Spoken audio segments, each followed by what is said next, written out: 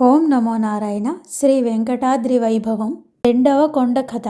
వృషభాద్రి. విశ్వనాథుడు శ్రీమన్నారాయణుల వారినే తలుస్తూ రెండవ కొండపై కాలు పెట్టాడు. శరీరమంతా ఏదో దివ్యశక్తి ప్రవేశించినట్లు ఉంది. శ్రీనివాసునికి దగ్గరగా వస్తున్న కొద్దీ శరీరంలో శక్తి ద్విగుణీకృతమై ఇంకా ఎంతో తేజస్సుతో నిండిపోవటం గ్రహించాడు. ఆ స్వామినే మనస్సులో ప్రార్థిస్తూ పక్కనే ఉన్న ప్రకృతి సంపదకు పులకరిస్తూ కొండ ఎక్కసాగాడు. ఆహా, ఈ తిరుమల ఎంతటి దివ్య ప్రదేశమో కదా! ప్రతి మానవుడు జీవితంలో కనీసం ఒక్కసారైనా ఈ కొండను నడిచి ఎక్కి స్వామిని దర్శించుకోవాలి. ఇంతటి దివ్యమైన అనుభూతులు సృష్టిలో మరెక్కడా అనుభవానికి రావు. ఇంతటి మహామహిమాన్వితమైన ప్రదేశం మరెక్కడా లేదు అని తలుస్తూ కొండనెక్కుతున్న విశ్వనాథునికి కొద్ది దూరంలో ఒక విచిత్రం గోచరించింది. అక్కడ 2 చెట్లు కాలిబాటకు ఇరువైపులా ఉన్నాయి. కుడివైపున ఉన్న చెట్టు కింద ఎవరో తమిళ భక్తుడు కూర్చొని ఉండటం గమనించాడు. వయసులో పెద్దవాడిగా కనిపిస్తున్న ఆ భక్తుడు బహుశా కొండెక్కటం వలన శరీరం అలసి కాసేపు విశ్రమించటానికి కూర్చొని ఉండవచ్చునని తలిచాడు. విశ్వనాథుడు మరొక విశేషాన్ని కూడా గమనించాడు. అటుగా వెళ్తున్న ప్రతి భక్తుడు ఎడమ పక్కనున్న చెట్టు కింద కాసేపు కూర్చొని తిరిగి నడక కొనసాగిస్తూ ఉన్నారు. ప్రతి భక్తుడు ఈ విధంగా చేస్తూ ఉండటం గమనించాడు విశ్వనాథుడు. ఈ దృశ్యం కొంచెం దూరంగా ఉండటం చేత విశ్వనాథునికి ఈ భక్తులందరూ ఆ విధంగా ఎందుకు చేస్తున్నారో అర్థం కావటం లేదు. ఒకవేళ అలసట తీర్చుకోవటానికి కూర్చుంటున్నారా అంటే కనీసం 5 నిమిషాలు అయినా కూర్చోకుండా తిరిగి లేచి వెళ్తున్నారు. చకచక ఏమాత్రం శ్రమ తెలియకుండా నడుస్తున్న యువకులు కూడా ఆశ్చర్యంగా అక్కడకు రాగానే ఒకసారి ఆగి కూర్చుంటున్నారు. ఇలా వీరందరూ ఎందుకు చేస్తున్నారా అని తలుస్తూ విశ్వనాథుడు అక్కడకు చేరుకున్నాడు. ఆ ప్రదేశం సమీపంలోనికి రాగానే శరీరంలో ఏదో తెలియని తేజస్సు ప్రవహించినట్లు ఉంది. శరీరమంతా ఏదో తెలియని దివ్యానుభూతితో నిండిపోయింది. ఇంతకు ముందెప్పుడు మనస్సు ఇంత ప్రశాంతంగా లేదని విశ్వనాథునికి తోచింది. తాను కూడా కాసేపు ఇక్కడే కూర్చుందామని అనిపించింది. అలా అనిపించింది. ఆ చెట్టు కిందనే కూర్చున్నాడు విశ్వనాథుడు. ఓహో, ఇక్కడ ఇంతటి దివ్యానుభూతి కలుగుతుండడం వలననే ఇటుగా వెళ్తున్న భక్తులందరూ కాసేపు ఇక్కడ కూర్చొని వెళ్తున్నట్లు గ్రహించాడు. ఒకసారి ఎదురుగా చెట్టు కింద కూర్చున్న వృద్ధ తమిళ భక్తుని వైపు చూడగా విశ్వనాథుని దివ్య దృష్టికి వెంటనే ఒక అద్భుతమైన విషయం గోచరించింది. ఆ తమిళ భక్తుడు మరెవరో కాదు, సాక్షాత్తు షణ్ముఖుడే. సామాన్య మానవుని రూపంలో ఉన్న కార్తికేయుని ఎవరు తెలుసుకోలేకపోతున్నారు. స్వామి పక్కనే ఉన్న ఆయుధం సామాన్య భక్తులకు చేతికర్రలాగా కనిపిస్తుంది. ఆహా షణ్ముఖ, నీ దర్శనం చేత నా జన్మ ధన్యమయ్యింది. నీవు ఇక్కడ ఉండటం చేతనే కదా ఈ భక్తులు ఇటుగా వెళ్తున్నప్పుడు దివ్యమైన అనుభూతికి లోనై అడుగు ముందుకు వేయలేకపోతున్నారు. అందుకే కాసేపు ఇక్కడే కూర్చొని వెళ్తున్నారు. ఆహా పార్వతీనందన, నీకు భక్తుల ఎడల ఎంతటి వాత్సల్యమో కదా, నీకివేనా నమస్కారములు అని ప్రార్థించాడు. విశ్వనాథునికి మనస్సులో భావన అర్థమైనట్లుగా ఆ తమిళ భక్తుడు చిరునవ్వు నవ్వాడు. విశ్వనాథుడు మరొక మారు ఆ స్వామికి నమస్కరించి ముందుకు సాగాడు. కొంత దూరం నడిచిన తర్వాత తన ముందు కొంత దూరంలో 3 భక్తులు కొండ ఎక్కటం గమనించాడు. విశ్వనాథునికి గల దివ్య దృష్టితో ఆ 3 భక్తుల మనస్సులో ఏముందో అర్థమైంది. మొదటి భక్తునికి శ్రీనివాసుడంటే ఎంతో ప్రేమ. రోజంతా ఏ పని చేస్తున్నా మనసులో ఆ స్వామినే తలుస్తూ ఉంటాడు. కొండపై ఉన్న అన్ని రోజులు కనీసం 3 సార్లైనా స్వామివారి దర్శనం కలగాలని తహతహలాడుతూ ఉన్నాడు. రెండవ భక్తుడు ఏదైనా అవసరం వచ్చినప్పుడే స్వామిని తలుస్తాడు. ఒకసారి దర్శనమైతే చాలు అని మనసులో తలుస్తున్నాడు. ఇక మూడవ భక్తుడు తన స్నేహితులు వెళ్తున్నారు కదా అని వచ్చాడు. దర్శనం అయితే సరే, లేకపోతే ఏదో విహారయాత్రకు వచ్చినట్లు ఉంటుందని మనసులో తలుస్తూ కొండ ఎక్కుతూ ఉన్నాడు. కొండ ఎక్కిన తర్వాత జరిగే విషయమంతా విశ్వనాథునికి గల దివ్య దృష్టితో కనులకు గోచరించింది. మొదటి భక్తునికి తాను సంకల్పించినట్లుగానే 3 సార్లు శ్రీనివాసుని దర్శనం కానున్నది. ఇంకా మిగిలిన 2 భక్తులకు అనుకోకుండా అనారోగ్యం కలిగి రెండవ భక్తుడు ఒకసారి మాత్రమే దర్శనం చేసుకోబోతున్నాడు. ఇంకా 3వ భక్తుడు సంకల్పం లేనందువలన దర్శనానికి నోచుకోబోవడం లేదు. ఆహా స్వామి, నీ మహత్యం ఎంతటిదో కదా అని తలిచాడు విశ్వనాథుడు. సంకల్పం సరిగ్గా లేకపోతే ఎంతటి వారలకైనా స్వామి దర్శనం దుర్లభమే అవుతుంది. ఎవరైతే ఆ స్వామినే త్రికరణ శుద్ధిగా నమ్మి కొలుస్తారో వారికి అత్యంత అద్భుతమైన దర్శనాన్ని అనుగ్రహిస్తాడు ఆ శ్రీనివాసుడు. ఈ విషయం ఎందరో భక్తులకు అనుభవంలోనికి వచ్చినదే. కొంత దూరం నడిచిన విశ్వనాథునికి ముందు కొంచెం దూరంలో కాలు అవిటితనంతో ఎంతో కష్టం మీద కొండ ఎక్కుతున్న భక్తుడు కనిపించాడు. అడుగు తీసి అడుగు వేయటమే చాలా కష్టంగా ఉంది. అయినా గోవిందా గోవిందా అని ఆ స్వామినే తలుస్తూ ఎక్కుతున్నాడు. ప్రతి 10 అడుగులకు ఒకసారి కూర్చొని మరలా లేచి నడుస్తున్నాడు. అతని బాధ చూసిన విశ్వనాథునికి ఎంతో జాలి వేసింది. ఈ స్వామివారిని మనస్సులో ఈ విధంగా వేడుకున్నాడు. ఓ అనాథరక్షక, ఆపద్బాంధవ, ఈ భక్తునిని రక్షించి ఆదుకో తండ్రి. నీ దర్శనం కోసం అవిటితనాన్ని కూడా లెక్క చేయకుండా ఎంతో ప్రయాసపడి కొండనెలా ఎక్కుతున్నాడో చూడు స్వామి. దయచేసి ఈ భక్తుని కనికరించవలసింది అని స్వామిని ప్రార్థించాడు. నెమ్మదిగా వెళ్ళి విశ్వనాథుడు అతని పక్కనే కూర్చున్నాడు. ఇంతలో ఒక అద్భుతం జరిగింది. అడవిలో ఎక్కడి నుంచో గాలిలో ఎగురుతూ 2 ఆకులు వచ్చి ఆ భక్తుని కాలిపై పడ్డాయి. ఆ ఆకులు కాలికి తగిలిన తక్షణమే అతడి అవిటితనం పూర్తిగా మాయమై పూర్తి ఆరోగ్యవంతుడయ్యాడు. ఒక్కసారిగా అవిటితనం పోయి కాళ్లకు అద్భుతమైన శక్తి రావటంతో, మామూలుగా అవటంతో అతని ఆనందానికి అంతులేదు. ఇదంతా స్వామివారి మహిమగా గ్రహించి స్వామిని ఎన్నో విధాలుగా స్తుతించాడు. పక్కనే కూర్చొని ఉన్న విశ్వనాథునికి దూరదృష్టితో జరిగిన విషయం అర్థమైంది. ఒక పక్షి శ్రీవారి ఆలయం ప్రాంగణంలోని సంపంగి వృక్షాలపై వాలినప్పుడు 2 ఆకులు ఆ పక్షి రెక్కలకు గుచ్చుకున్నాయి. అది తిరిగి అక్కడి నుంచి ఎగురుతూ ఇటు పక్కగా వచ్చినప్పుడు ఆ 2 ఆకులు పక్షి రెక్కల నుండి పడి ఈ అవిటి భక్తుని కాలిపై పడ్డాయి. అంతే, అతని అవిటితనం క్షణంలో మాయమైంది. ఆహా శ్రీనివాస, నీ భక్తులంటే నీకెంత అనురాగమయ్యా.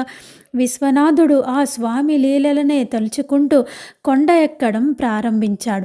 ఎందరో భక్తులు గోవిందనామ స్మరణతో కొండ ఎక్కుతున్నారు. వృద్ధులు, పిల్లలు, ఆడవాళ్ళు ఇలా ఎందరో గోవిందా గోవిందా అని బిగురుగా స్మరిస్తూ ఎక్కుతున్నారు. ఆహా, ఆ శ్రీనివాసుని ఆకర్షణ ఎంతటిదో కదా. ఈ విశ్వంలో ఎక్కడ ఉన్నా సరే తన భక్తులైతే చాలు, వారికి తిరుమల ప్రయాణం తేలిక అయ్యేలాగా చేసి తన అద్భుతమైన దర్శనాన్ని అనుగ్రహిస్తున్నాడు. శ్రీనివాసునికి తన భక్తులంటే వల్లమాలిన ప్రేమ. కొండ ఎక్కుతున్న భక్తులు తమకు శ్రీనివాసునితో కలిగిన అనుభవాలను ఒకరితో ఒకరు పంచుకుంటున్నారు. స్వామి లీలలను గురించి తలుచుకోవటం కంటే మించిన ఆనందం ఏముంటుంది? అంతటి మధురమైన ఆ స్వామి నామస్మరణ, నామ సంకీర్తన, ఒక్కసారి ఆ దివ్యనామం తలుచుకుంటేనే మన ఒళ్ళంతా పులకరిస్తుంది. ఈ సృష్టిలో ఏ పండులోనూ ఏ పదార్థంలోనూ లేని తీయదనం ఆ స్వామి నామంలోనే ఉన్నది. ఓ శ్రీనివాస, నీకివే నా నమస్కారములు. ఓ ఆపద్బాంధవ, నీకివే నా ప్రణామములు. ఓ జగద్రక్షక, నీకివే నా నమస్కారములు. భక్తులతో కలిసి కొండ ఎక్కుతున్న విశ్వనాథునికి కొంత దూరం వెళ్ళగానే ఎక్కడ నుంచో వీణానాదం వినిపించసాగింది. ఆ అడవిలో ఈ కొండల మధ్య వీణానాదమా? చాలా ఆశ్చర్యంగా ఉన్నదే భ్రమ కాదు కదా అని తలిచాడు. విచిత్రం ఏమిటంటే ఈ వీణానాదం విశ్వనాథునికి తప్ప మిగిలిన భక్తులు ఎవ్వరికీ వినిపించడం లేదు.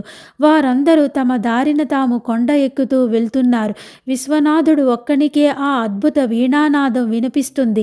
అది కూడా సామాన్యమైన వీణానాదం వలె లేదు. ఎవరో గొప్ప విద్వాంసులు వీణ మీటుతున్నట్లు అనిపిస్తుంది. ఆహా, ఎంత అద్భుతంగా ఉంది ఈ నాదం అని ఎక్కడి నుంచి ఈ నాదం వస్తుందని ఒక క్షణం ఆగాడు.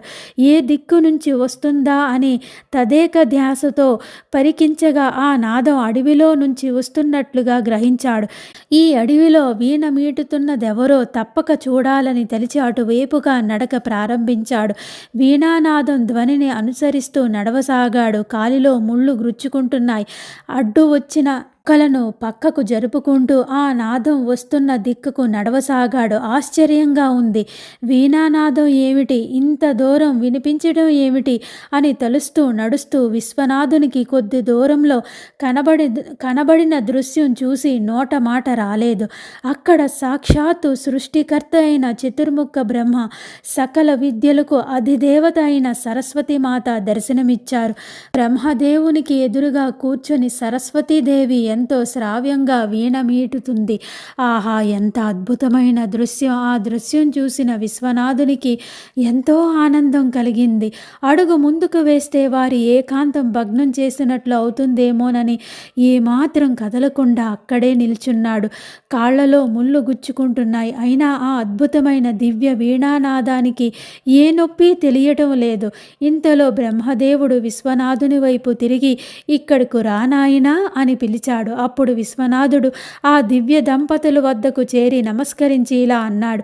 ఓ బ్రహ్మదేవ, తల్లి సరస్వతి, మీకివే నా నమస్కారములు. మీ దివ్య దంపతుల దర్శన భాగ్యంతో నా జన్మ ధరించింది. నా భాగ్యం ఏమని చెప్పను? ఆ శ్రీనివాసుని అనుగ్రహంతో నాకు దివ్య దృష్టి కలగడం వలన మిమ్మల్ని దర్శించే భాగ్యం కలిగింది అని అన్నాడు. అప్పుడు బ్రహ్మదేవుడు విశ్వనాథునితో ఇలా అన్నాడు. సాక్షాత్తు శ్రీమన్నారాయణులు వారే శ్రీనివాసునిగా వెలిసి కొలువున్న ఈ వెంకటాద్రి మాకెంతో ప్రియమైనది. ఈ వెంకటాద్రి విశిష్టత వివరించాలంటే ఎవరి తరము కాదు. 1000 నాలుకలున్న స్వామి ప్రియభక్తుడైన ఆదిశేషుడు కూడా ఆ స్వామి లీలలలో సహస్ర వంతు కంటే తక్కువగా వివరించగలడు. సర్వదేవతాగణము, సర్వమునిగణము ఆ స్వామి అనుగ్రహానికై నిత్యం తపిస్తూ ఉంటారు. సకల యక్ష కిన్నెర కింపురుషులు ఆ శ్రీనివాసుని అనుగ్రహానికై 1000 కనులతో వేచి ఉంటారు. వెంకటాద్రి నామం స్మరించినంత మాత్రమునే కొన్ని లక్షల జన్మల పాపములు నశిస్తాయి. ఇక ఈ కొండపై కాలిడిన స్వామి ఆనంద నిలయంలో దర్శించే భాగ్యం ఏమని చెప్పుదును? సాక్షాత్తు ఆ వైకుంఠవాసుడు నివసించే ఈ వెంకటాద్రి అన్నచో మా దేవతాగణము అందరికీ ఎంతో ప్రీతికరము. మేమందరం నిత్యం అనేక రూపాలలో ఈ కొండపై సంచరిస్తూ ఉంటాం.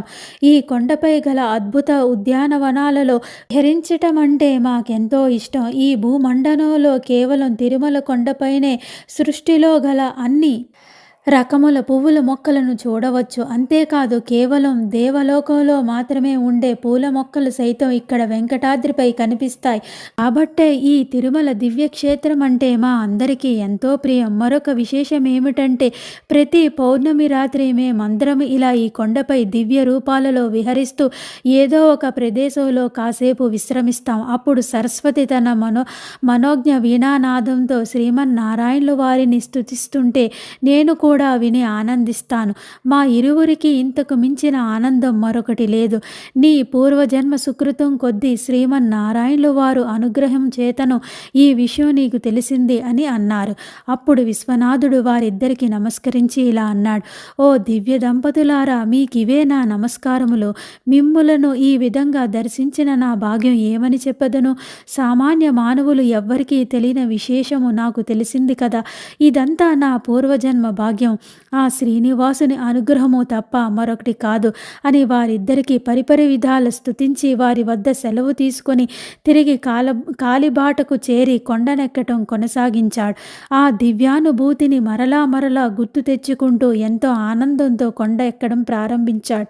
శ్రీమన్నారాయణులు వారిని స్మరిస్తూ కొండ ఎక్కుతున్న విశ్వనాథునికి తానెంత పుణ్యం చేసుకున్నాడో కదా అని తోచింది. ఎన్నో జన్మల పుణ్య ఫలితం చేతనే ఇంతటి మహద్భాగ్యానికి నోచుకున్నానని ఎంతో సంతోషపడ్డాడు. ఓ శ్రీమన్నారాయణ, నీవెంత దయాసాగరుడువయ్యా! అతి సామాన్యమైన జీవితం గడుపుతున్న నాకు ఎంతటి భాగ్యాన్ని ప్రసాదించావు తండ్రి. నీవిచ్చిన ఈ మహాభాగ్యానికి, దివ్యానుభూతులకు, దివ్యమైన అనుగ్రహానికి నేనేమిచ్చుకోగలను తండ్రి? ఓ స్వామి, ఓ దయామయ, ఓ అమృతమూర్తి, సంసార సాగరంలో పడి నేను ఎన్నోసార్లు నీ గురించి ఆలోచించడం మరచిపోయాను. భార్య పిల్లలు కష్టసుఖాలను చూస్తూ, వారికి కావలసినవి సమకూరుస్తూ, వారి ఆనందం కోసం శ్రమపడుతూ నీ ధ్యాస లేకుండా గడిపాను. ప్రతి క్షణం నీ గురించే తెలుసుకోవలసిన నేను ఎన్నోసార్లు నిన్ను మర్చిపోయాను. ఈ శరీరం నీది, నీవిచ్చినది అని తెలియక ఈ శరీరాన్ని ఎన్నో విధాల క్షోభ పెట్టాను. నీవు అనుగ్రహించిన ఈ చేతులతో ఎన్నో పాపాలు చేశాను. నీవు ఇచ్చిన ఈ కళ్ళతో ఎన్నో దృశ్యాలు చూశాను. చూసిన ప్రతిదీ పవిత్రమైనది కాదు కదా. ఈ విధంగా పుట్టిన ప్రతి క్షణం నుండి అనేక తాపత్రయాలకు లోనయ్యాను. నా ఈ ఉనికికి కూడా నీవే కారణం కదా. ఈ విశ్వంలోని ప్రతి ప్రాణి ఉనికికి నీవే కారణం కదా తండ్రి.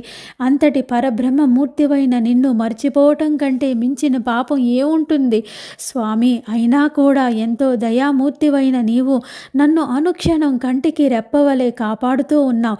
చేసిన పాపాలన్నిటినీ క్షమించి నన్ను అనుగ్రహిస్తున్నావు. ఎంతటి అమృతమూర్తివయ్యా తండ్రి నువ్వు అని తలుస్తూ కొండనెక్కసాగాడు విశ్వనాథుడు. విశ్వనాథుడు మనస్సులో ఇంకా ఇలా తలుస్తున్నాడు. ఓ శ్రీనివాస, ఈ సృష్టిలో నీ అంత అల్ప సంతోషి మరొకరు ఎవరూ ఉండరు స్వామి. ధనం ఉన్నవారికి ఇంకా ధనం కావాలనిపిస్తుంది. కోరిన దానికంటే మరింత ఇచ్చిన సంతృప్తి చెందరు. అందమైన భార్య పిల్లలు ఉన్నప్పటి సంతృప్తి ఉండదు. ధన కనక వస్తు వాహనాలన్నీ సమకూర్చిన సంతృప్తి ఉండదు. ఇంకా ఎవరైనా ఏమైనా ఇస్తే వెంటనే ఆత్రంగా తీసుకుంటారు. అంతేకాని నాకింక వద్దు అని ఎవరూ అనరు. సామ్రాజ్యాలను ఏలే చక్రవర్తులు కూడా మరిన్ని దేశాలు ఆక్రమించుదామని చూస్తారు. ఎంతటి పదవి లభించినా తృప్తి చెందరు. అంతకు మించిన పదవి కావాలనిపిస్తుంది. ఈ విధంగా మానవులకు ఎన్నో సౌఖ్యాలు లభించినా తృప్తి ఉండదు. కానీ నీవు కేవలం మనస్ఫూర్తిగా ఒక తులసీదళం సమర్పిస్తే చాలు. ఎంతో సంతోషిస్తున్నావు. సర్వ సౌభాగ్యాలను అనుగ్రహిస్తున్నావు. నిన్ను సంతోషపరచడానికి ఏ యజ్ఞ యాగాదులు అవసరం లేదు. ఎంతో కఠోర నియమ నిష్టలతో చేసే ఏ పూజలు అవసరం లేదు. ఎక్కడో కీకారణ్యాలలోనో ఏ పర్వతాల పైననో వేల సంవత్సరాల పాటు ఏ తపస్సులను చేయవలసిన అవసరం లేదు. ఆర్తిగా పిలిచే ఒక పిలుపు చాలు. ఆ ఒక్క పిలుపుతోనే ఎంతో ఆనందపడిపోతావు. ఆ విధంగా పిలిచిన భక్తునికి మహదానందంతో సర్వ సౌభాగ్యాలను అనుగ్రహిస్తావు. వారు అందుకు తగుదురా అని కూడా ఆలోచించవు. అంతటి అమృతమూర్తివి నీవు. నీ అనుగ్రహం ఉన్న వారికి ఏ సంపదలు అవసరం లేదు. ఏ భోగభాగ్యాలు అక్కర్లేదు. మంది మార్బలము, ఇంటి నిండా నౌకర్లు అవసరం లేదు. ఎందుకంటే ఈ విశ్వం మొత్తం వ్యాపించి ఉన్న పరబ్రహ్మమూర్తివి నీవే. వారి మనస్సులలో ఉన్నప్పుడు ఇంత చిన్నవాటితో పని ఏమిటి? వీటి అవసరం ఏమిటి? నీవు హృదయంలో ఉంటే సర్వం ఉన్నట్లే కదా స్వామి. ఆహా, నీవెంత దయామూర్తివి తండ్రి అని తలుస్తూ కొండనెక్కుతున్న విశ్వనాథునికి ఒకసారిగా ఏదో పిలుస్తున్నట్లుగా అనిపించి ఈ లోకంలోనికి వచ్చాడు. నేనేనయ్యా విశ్వనాథ, ఏమిటి పరధ్యానంలో ఉన్నావు అని పలకరిస్తున్న ఒక సాధువు కనిపించాడు. పూర్తి పరధ్యానంతో నడుస్తున్న నీకు కాలికి ఏదైనా తగిలి జారిపడితే పరిస్థితి ఏమి కాను? తాకిటి నుంచి నిన్ను గమనిస్తున్నాను. ఏదో ఆలోచిస్తూ నీలో నువ్వే నవ్వుకుంటున్నావు. నీలో నువ్వే ఆనందపడుతున్నావు, నడుస్తున్నావు అని అన్నాడు. ఏమి గుర్తుకు వచ్చి ఇంత ఆనందపడుతున్నావు? నీ భార్య పిల్లలు గుర్తొచ్చారా? నీ భార్య చేసిన కమ్మని వంటకాలు గుర్తొచ్చాయా? లేక నీ పిల్లలు ముద్దులు ముచ్చట్లు గుర్తొచ్చాయా? అంత ఆనందకరమైన విషయం ఏమిటి? నాకు చెప్తే నేను కూడా సంతోషిస్తాను కదా అని అన్నాడు. అప్పుడు విశ్వనాథుడు అతనితో, స్వామి, మీరు మహానుభావులుగా ఉన్నారు. నన్ను ఈ విధంగా పరిహాసాలు ఆడటం భావ్యం కాదు. మీరు చెప్పిన ఏ విషయం గురించి నేను ఆలోచించడం లేదు. నా మనస్సులో ఉన్నది ఆ శ్రీనివాసుడే. ఆ స్వామిని గురించి తలచటం కంటే మించిన ఆనందం ఏముంటుంది చెప్పండి. మీరన్నట్లు ఏ రాయి తగిలి పడితే మాత్రం ఏమవుతుంది? ఆ స్వామి ఆలోచనలో ఉండే మహదానందం ముందు ఆ బాధ ఎంతటిది అని అన్నాడు. ఆ మాటలు విన్న సాధువు ఎంతో సంతోషపడి ఇలా అన్నాడు, ఆహా, ఎంత చక్కటి మాట చెప్పావు నాయనా. ఈ విశ్వంలో శ్రీనివాసుని కంటే మించిన అమృతమూర్తి లేరని తలుచుకున్న వారికి అదృష్టమే అదృష్టం. ఆ స్వామి నామం యొక్క మధుర భావనలు గ్రహించడానికి కూడా ఎన్నో జన్మల పుణ్యఫలం కావాలి. వారికే ఆ మహద్భాగ్యం దక్కుతుంది. ఒక్కసారి ఓం నమో వెంకటేశాయ అనినా, ఓం నమో శ్రీనివాసాయ అన్నా, ఓం నమో నారాయణాయ అని అనినా తనువు ఎంతో ఆనందంతో పులకరించిపోతుంది. ఆ స్వామికి ఈ 3 నామాలు ఎంతో ప్రీతికరం. ఈ 3 నామాలు రోజుకు ఒకసారైనా పలికిన వారికి సర్వ సౌభాగ్యాలు సమకూరుతాయి. ఒక్కసారి ఉచ్చరించగానే శరీరంలో నాడులన్నీ తేజోవంతమవుతాయి. శరీరమంతా ఏదో తెలియని దివ్యమైన శక్తితో నిండిపోతుంది. ఓం నమో నారాయణాయ అని మనస్సులో శ్రీనివాసుని మీదే లగ్నం చేసి ఎవరు స్మరిస్తారో వారికి గల ఎటువంటి శరీర రుగ్మతులైనా వెంటనే తొలగిపోతాయి. అంతటి అమృతమయము ఆ నామము. ఆ పరబ్రహ్మమూర్తి నామస్మరణ వలననే సర్వ దేవతా గణము వారి వారి శక్తులను పొందగలుగుతున్నది. పంచభూతముల యందు అంతర్గతంగా ఉన్నది ఆ శక్తియే. నీకు ఆ స్వామి యందు గల అమిత భక్తికి ఎంతో సంతోషం అని చెప్పి ఆ సాధువు పక్కన అడవిలోకి మెల్లగా నడుచుకుంటూ వెళ్ళిపోయాడు. విశ్వనాథుడు ఆ సాధువు వెళ్లే దారి వంక చూస్తూ నిల్చున్నాడు.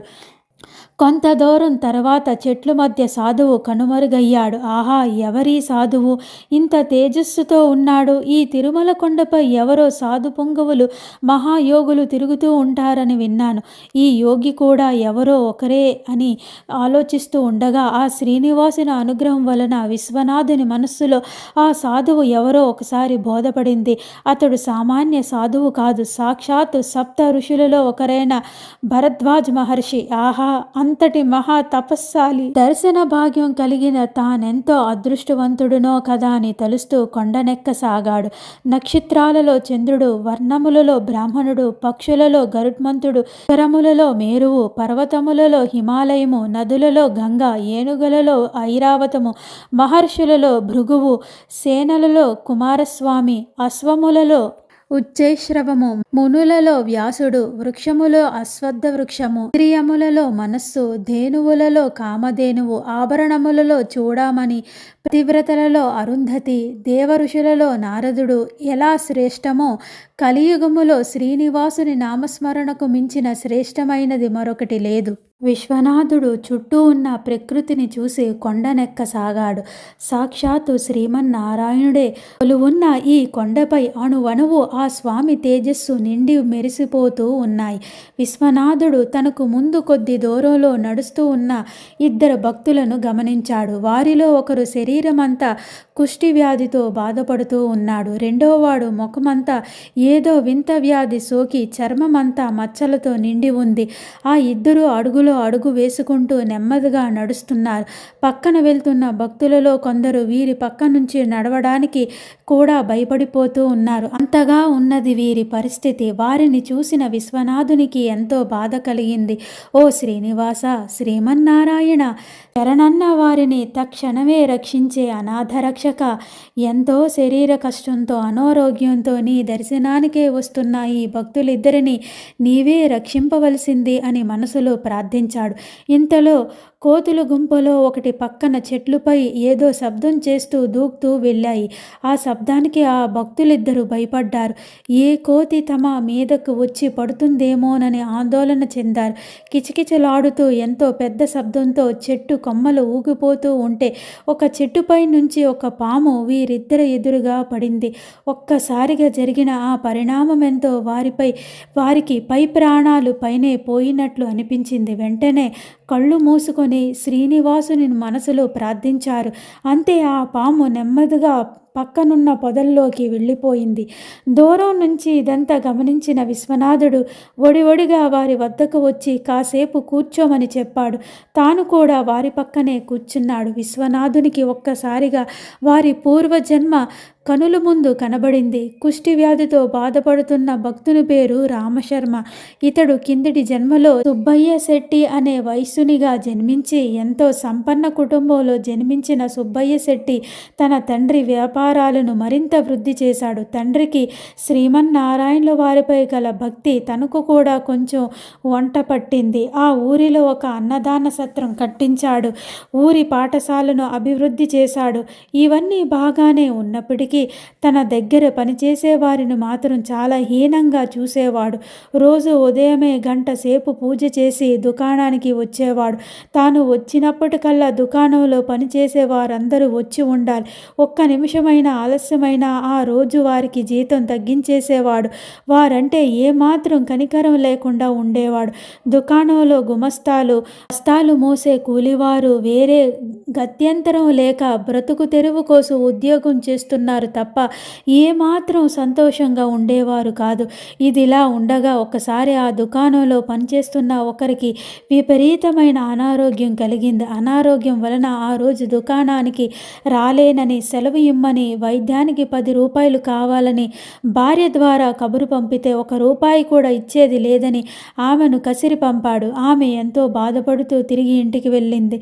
తమ కులదైవత అయిన ఆ శ్రీ వెంకటేశ్వరుని ప్రార్థించింది. భక్తవత్సలుడైన ఆ శ్రీనివాసుని దయవలన అతని అనారోగ్యం కొద్ది కాలంలోనే తగ్గి పూర్తి ఆరోగ్యవంతుడయ్యాడు. అయితే సుబ్బయ్య శెట్టి దగ్గర పని చేయడం ఇష్టం లేక వేరే దుకాణంలో పనికి చేరాడు. ఆ రోజు ఆ విధంగా చేసిన పని వలన సుబ్బయ్య శెట్టికి ఈ జన్మలో ఇంతటి దుర్భరమైన జబ్బు కలిగింది. ఎన్నో పుణ్యకార్యాలను చేయుట వలన ఉత్తమమైన బ్రాహ్మణ జన్మ లభించినప్పటికీ చేసిన పాపం వలన ఈ కుష్టి రోగం పట్టుకుంది. ఊరంతా ఎవరూ అతని దగ్గరికి రానీయకపోయేసరికి ఆ ఊరు ఈ ఊరు తిరుగుతూ చివరకు వెంకటాద్రి చేరుకున్నాడు. దారిలో కలిసిన మరొక భక్తుడితో కలిసి కొండనెక్కుతున్నాడు. విశ్వనాథుడు ఈ విధంగా తలుస్తూ ఉండగా ఒక్కసారి అయ్యా, దాహం, కొద్దిగా నీరు తెచ్చి పెట్టగలరా అని పిలుపు వినబడింది. ఆ పిలుపు పిలిచింది రామశర్మే. ఇందాక కోతులు గుంపు చూసిన గందరగోళానికే వారిద్దరికి చెమట పట్టి దాహం వేసింది. విశ్వనాథుడు చుట్టుపక్కల ఎక్కడైనా నీరు దొరుకుతుందేమోనని చూశాడు. కానీ ఎక్కడా నీటి జాడ కనబడడం లేదు. అప్పుడు రామశర్మతో, నాయనా, మనం నెమ్మదిగా నడుద్దాం పదండి. కొంచెం ముందుకు కదిలితే ఏదైనా నీటి పట్టు దొరకవచ్చు అని చెప్పగా వారిద్దరూ కూడా లేచి విశ్వనాథునితో కలిసి నడవసాగారు.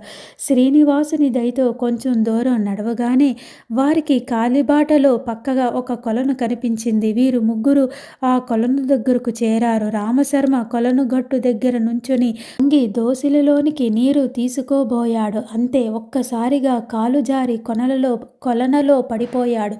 ఈ పరిమాణానికి భయపడిన రెండో భక్తుడు రామశర్మను పట్టుకోబోయి తాను మోకాలి లోతు మునిగాడు. అప్పుడు వెంటనే విశ్వనాథుడు ఒక్కసారిగా కొనలలోనికి దూకి వీరిద్దరిని గట్టుపైకి లాగాడు. ఆశ్చర్యం, రామశర్మ ఒంటిపై ఎక్కడ కుష్ఠవ్యాధి లక్షణాలు లేవు.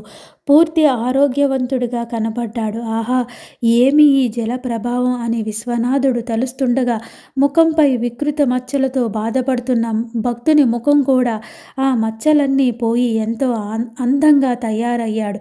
వారిద్దరి ఆనందానికి అవధులు లేవు. రామశర్మ ఒక్కసారిగా బిగురుగా గోవిందా అని పలికి, ఓ శ్రీనివాస, ఓ శ్రీమన్నారాయణ, నీ భక్తులంటే నీకు ఎంత ప్రేమ తండ్రి, నీకివే నా నమస్కారములు. ఆహా, ఒక్క మునకతో నా శరీరం పూర్తిగా ఆరోగ్యవంతమైంది, ఎంతటి అద్భుతం అని అనుకున్నాడు. అప్పుడు వారందరూ చూస్తుండగా కొలను మధ్యలో ఒక యక్షుడు ప్రత్యక్షమై ఇలా అన్నాడు, ఓ భక్తులారా, మీ సంశయం నాకర్థమైంది. ఈ కొలను సామాన్యమైనది కాదు. ఇది ఒక మహామహిమాన్వితమైన తీర్థం. ఈ పవిత్ర కొండపై ఇటువంటి తీర్థాలు అనేకం ఉన్నాయి. ఇవన్నీ ఎంతో పవిత్రమైనవి. ఎన్నో జన్మలుగా చేసిన పాపాలన్నీ ఈ పుణ్య తీర్థములలో ఒక్కసారి మునిగినంతనే క్షణం హరించుకుపోతాయి. సాక్షాత్తు శ్రీమన్నారాయణుల వారు శ్రీ శ్రీనివాసునిగా కొలువున్న ఈ వెంకటాద్రిపై ఉన్న ప్రతి తీర్థం ఎంతో ప్రదమైనది అనటంలో ఏమాత్రం ఆశ్చర్యం లేదు. ఈ తీర్థ జలంలో స్నానమాచరించిన ఈ సృష్టిలో అన్ని తీర్థాల యందు స్నానమాచరించిన ఫలితం దక్కుతుంది. అందువలనే మీకు అనారోగ్యం పోయి సంపూర్ణమైన ఆరోగ్యవంతులై అయ్యారు అని చెప్పి మాయమయ్యాడు. ఆ విధంగా యక్షుడు మాయమవగానే వారిద్దరూ విశ్వనాథునికి నమస్కరించి, ఓ స్వామి, మీ వలననే మేము ఈ తీర్థం వద్దకు రాగలిగాము. మీకు మేమెంతో రుణపడి ఉన్నాము అని అన్నారు. అప్పుడు విశ్వనాథుడు, నాయనులారా, దీనిలో నేను చేసినది ఏమీ ఉంది? అంతా శ్రీనివాసుని అనుగ్రహం. ఆ స్వామి అనుగ్రహం వలనే మనకు ఈ పవిత్ర తిరుమల కొండనెక్కే భాగ్యం దక్కింది. ఆ స్వామి అనుగ్రహంతోనే మీ ఇద్దరు పూర్తి ఆరోగ్యవంతులయ్యారు అని అన్నారు. అటు తర్వాత ముగ్గురు కలిసి తిరిగి కాలిబాటకు వచ్చి కొండ ఎక్కసాగారు. ఆ శ్రీనివాసుని తలుచుకుంటే కొండనెక్కుతున్న వారికి ఆకాశంలో గరుత్మంతుడు దర్శనమిచ్చాడు. ఆహా, ఓ వైనతేయ, నీకివే మా నమస్కారములు.